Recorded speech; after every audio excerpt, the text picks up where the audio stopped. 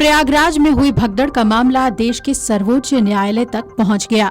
Supreme court ने प्रयागराज महाकुंभ में हुई भगदड़ को एक दुर्भाग्यपूर्ण घटना बताया है और देश भर से आने वाले तीर्थयात्रियों के लिए सुरक्षा उपाय और दिशा निर्देश लागू करने के लिए निर्देश देने की मांग वाली जनहित याचिका पर सुनवाई से इनकार कर दिया है।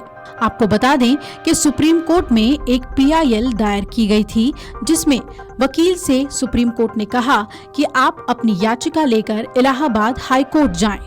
महाकुंभ भगदड़ को लेकर सुप्रीम कोर्ट के वकील विशाल तिवारी की ओर से एक जनहित याचिका दाखिल की गई है।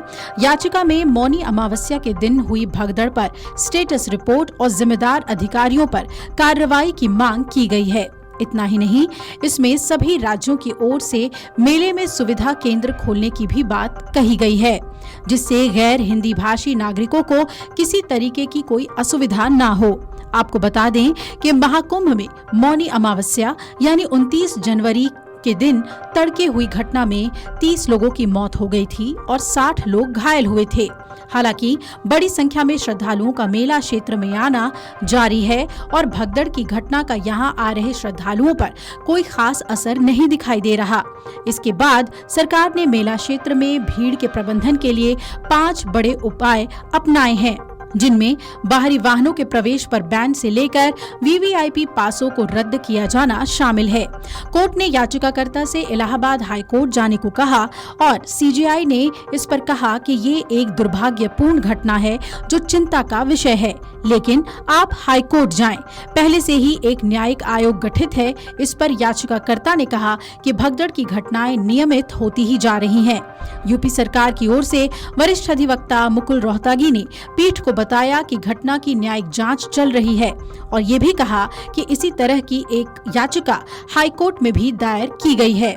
CJI संजीव खन्ना और जस्टिस PV संजय कुमार की पीठ ने याचिकाकर्ता को हाई कोर्ट जाने की स्वतंत्रता देते हुए याचिका खारिज कर दी।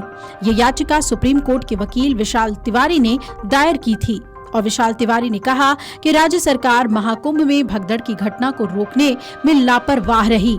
आरोप भी लगाया गया कि घटना को रोकने के लिए यूपी प्रशासन की चूक, लापरवाही और विफलता थी। याचिकाकर्ता ने कुंभ आयोजनों में एक समर्पित भक्त सहायता प्रकोष्ठ स्थापित करने की मांग की है। याचिका में सभी राज्यों को क्राउड मैनेजमेंट को बढ़ाने के लिए कई नीतियां बनाने के निर्देश देने और कोर्ट से यूपी सरकार के समन्वय में महाकुंभ में राज्यों से चिकित्सा सहायता दल तैनात करने के निर्देश देने की भी मांग की गई थी। महाकुंभ में मौनी अमावस्या में 29 जनवरी को सुबह अमृत स्नान के वक्त श्रद्धालुओं की भीड़ उमड़ी थी और ये भीड़ त्रिवेणी संगम घाट की ओर बढ़ रही थी।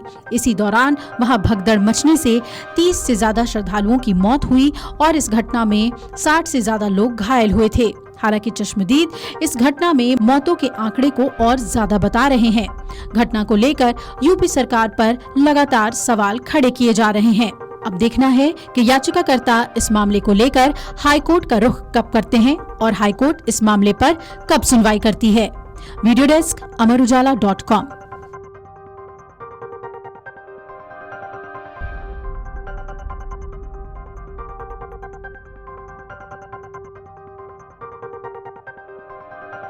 अमर उजाला जीवांजलि के सारथी की मदद लें और महाकुंभ में स्नान जरूर करें।